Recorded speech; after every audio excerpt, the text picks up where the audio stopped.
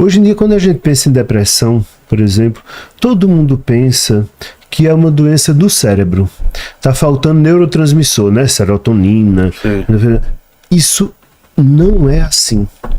E não é. Mas todo mundo pensa que é. Explica isso, Fernando. Eu acho legal quando você explica isso, que não é só falta disso. Às vezes você tem depressão, tendo serotonina, tendo todos os neurotransmissores legais ali. Depressão é uma doença multifatorial e muito complexa. Então, tem fatores biológicos envolvidos, tem fatores psicológicos, fatores sociais envolvidos. Marcos me perguntou o seguinte: Fernando, alguém que trata a depressão com psicoterapia, melhora também isso? O que é psicoterapia? Psicoterapia com psicólogo. Terapia com psicólogo, né? Porque é possível. Depressões leves de curta duração. Mesmo? Claro que Sem medicação. Sim. Depressões leves, a gente pode falar das possibilidades de tratamento da depressão, mas depressões leves de curta duração, está indicada a terapia e o paciente pode ir muito bem. E aí as alterações fisiopatológicas da depressão melhoram também, sem remédio. Quer saber? Uma depressão leve de curta duração que a pessoa trata fazendo o quê? Cara, vou organizar minha vida, vou respeitar o ciclo sono-vigília, vou deixar de beber, vou fazer uma atividade física. Faz uma terapia, aprende a mexer e lidar melhor com as emoções, dedica o tempo aos amigos, enfim, organiza a vida, melhora da depressão. As alterações se desfazem também. Dieta, sem dúvida, uma dieta balanceada, equilibrada, melhora. Entrar no Tinder. O Lene, né? O Lene tá felizão. Para finalizar essa história das alterações fisiológicas na depressão, então parece que os neurotransmissores são parte disso, muito importante. A maioria dos tratamentos ainda é a respeito dos neurotransmissores, mas também tem uma série de outras alterações. Por exemplo, alterações eletrofisiológicas. O que é? Se a pessoa põe aqueles eletrodos na cabeça durante o sono, por exemplo, uma pessoa em depressão vai estar tudo alterado. Por isso que a qualidade do sono de uma pessoa em depressão está alterada. Então isso aí desde os anos 80 se conhece muito bem. Tem uma outra alteração que foi bastante festejada nos anos atrás, que a gente até que falava, agora descobri uma causa. Alterações inflamatórias, não sei se vocês sabem disso. Não. Cara, impressionante. Tem um professor brasileiro que agora está no Canadá, o que acontece com quem tem muita produção científica, às vezes migra, né? O professor Kapczynski, ele estudou muito isso. É interessante. Quando a gente tem uma doença infecciosa, por exemplo, nossas substâncias inflamatórias no corpo sobem lá em cima, né?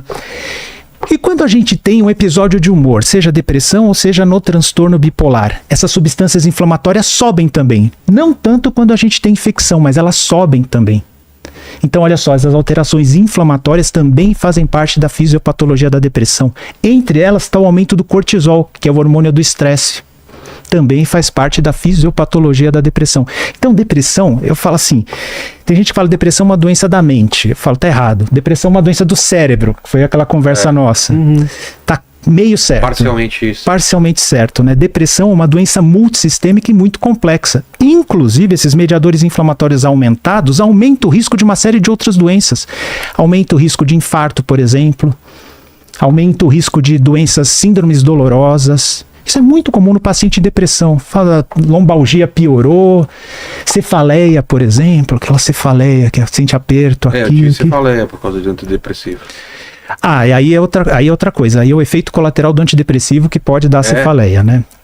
Agora, dor na mandíbula, sabe? De bruxismo, aliás, né?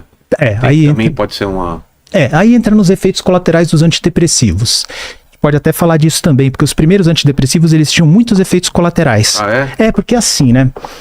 Vilela, existe o efeito terapêutico da substância, mas muitas vezes a substância, a molécula, ela carrega outros efeitos também, além do terapêutico. Então, os antidepressivos, os primeiros que eu falei, o primeiro que foi descoberto foi a imipramina. Ela tinha 2 efeitos muito bacanas. Aumentava a serotonina e a noradrenalina. Mas também tinham outros 3 efeitos, eu nem vou falar porque não... Mas outros 3 efeitos que podem provocar prisão de ventre, entendeu? Pode provocar disfunções sexuais, por exemplo. Aí o que fizeram? Falaram assim, ok, a gente sabe que isso aqui funciona e o efeito terapêutico é aqui. Vamos tentar fazer substâncias que isolem só o efeito terapêutico. Entendi. Entendeu? Que não mexe no coração, por exemplo, tinha um efeito anti-alfa-adrenérgico que mexe no coração, então...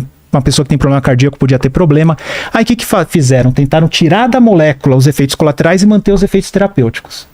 Porém, aí eu finalizo lá para não ficar... para vocês falarem também. Mesmo os efeitos terapêuticos dos antidepressivos, eles têm efeitos colaterais também. Então, não existe nenhuma substância, aliás, nenhum remédio no mundo que não é livre de efeitos colaterais. Mas hoje em dia, quando a gente pesa o custo-benefício dos antidepressivos, acaba valendo muito a pena, porque depressão é uma doença extremamente capacitante. O que eu gosto dessa colocação de Fernando é que ele traz para o centro uma coisa que, na minha opinião, a maioria dos médicos, pode não ser a maioria, mas enfim, muitos médicos esquecem de trazer, que é uma pergunta que para mim é... Porque os médicos fazem parecer, muitos médicos fazem parecer, que eles sabem por que é que a depressão acontece.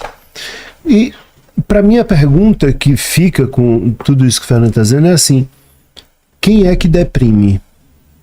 Porque eu acho que a gente esquece disso. Quem deprime? Quem é o causador ou que tipo Não, de pessoa? eu vou dar um exemplo com a visão, é mais simples.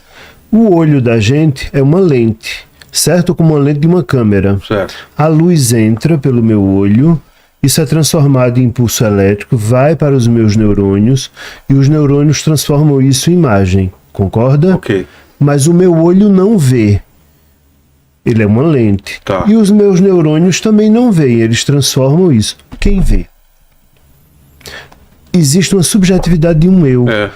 Claro que os neurocientistas vão dizer que quem vê é uma combinação de funções cerebrais de diferentes áreas do cérebro, mas na minha opinião não responde. Na minha opinião se continua tentando explicar o mergulhador pelo equipamento de mergulho, pela roupa de mergulho. Se eu não tiver um eu subjetivo que decodifique a imagem, eu não vou entender essa imagem. O entendimento da imagem faz parte de um eu subjetivo. Todo mundo que está com uma roupa de mergulhador, necessariamente é um mergulhador. Então, pode ser mas uma fantasia. o que eu estou querendo dizer é que o nosso corpo é uma roupa de mergulhador. Tá. A gente é maior do que o nosso corpo. Tá. Na minha opinião, a gente é. E é preciso levar essa subjetividade em consideração. Que é o que, então, Freud tenta fazer com as histéricas quando elas começam a aparecer lá no setor de neurologia, cega, sem enxergar e com dormências e não tinha nenhuma lesão neurológica, e os médicos mandavam embora dizendo que estavam fingindo, e Freud dizia: mas essa mulher não está fingindo, ela está sofrendo mesmo, está acontecendo alguma coisa aqui que eu não sei o que. E aí ele começa a estudar algo que foi o objeto dele a vida inteira, que foi o inconsciente. Mas o inconsciente não está num lugar.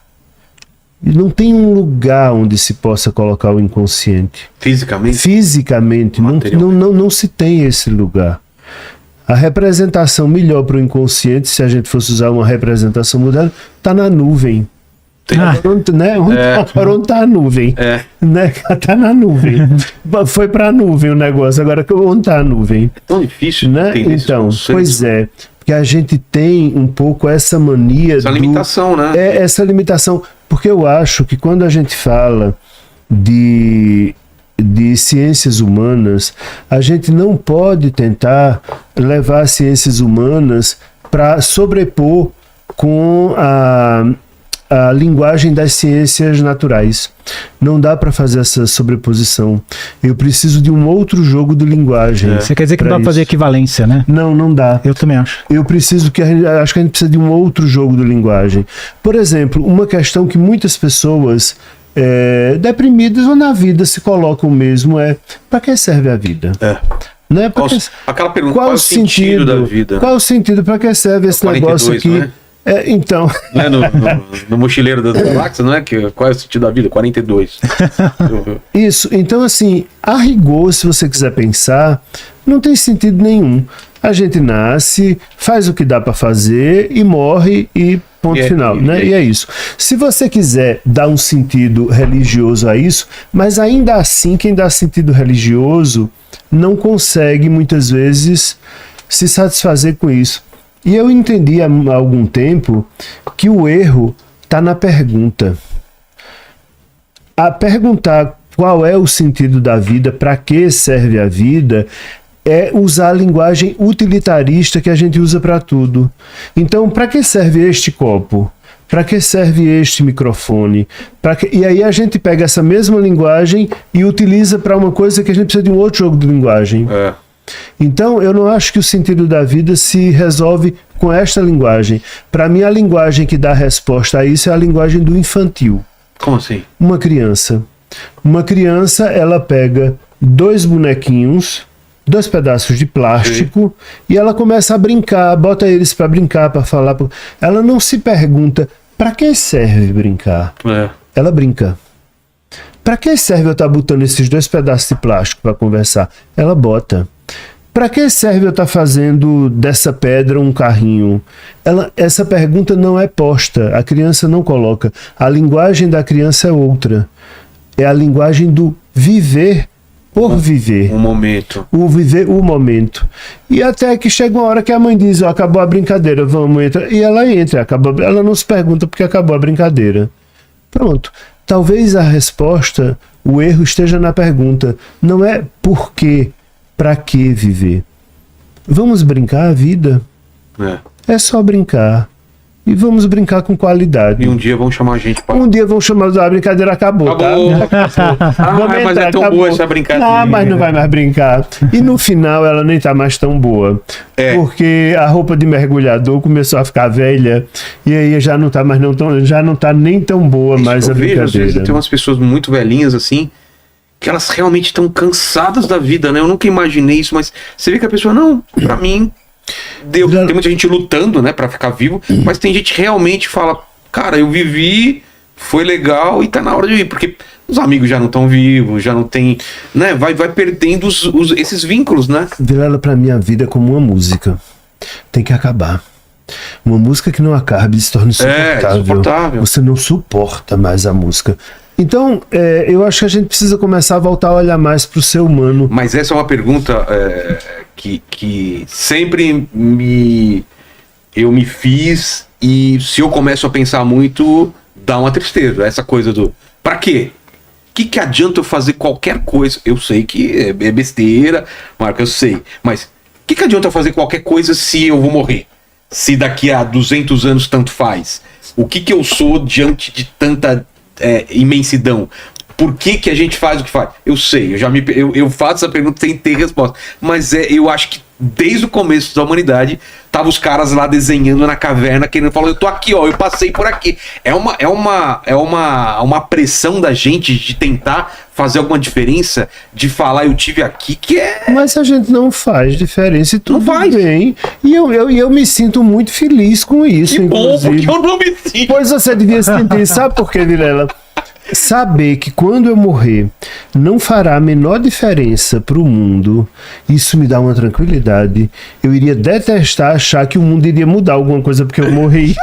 Não, eu adoro essa ideia. Depois de Lacerda e antes de Lacerda. Depois eu não sou Cristo. Não precisa, não adianta. Eu vou morrer e sabe o que é que vai acontecer? Nada. Tudo continuará como é. Ayrton Senna morreu. Eu ia tudo falar continuou. Isso. O Silvio Santos, durante alguns dias, uma semana, todo mundo fala depois. O SBT continua, cara. A vida segue. Não é bom. Seria péssimo se não fosse bom, assim. Mas dá uma tristezinha, né? Não, eu acho bom. Eu me sinto livre para morrer.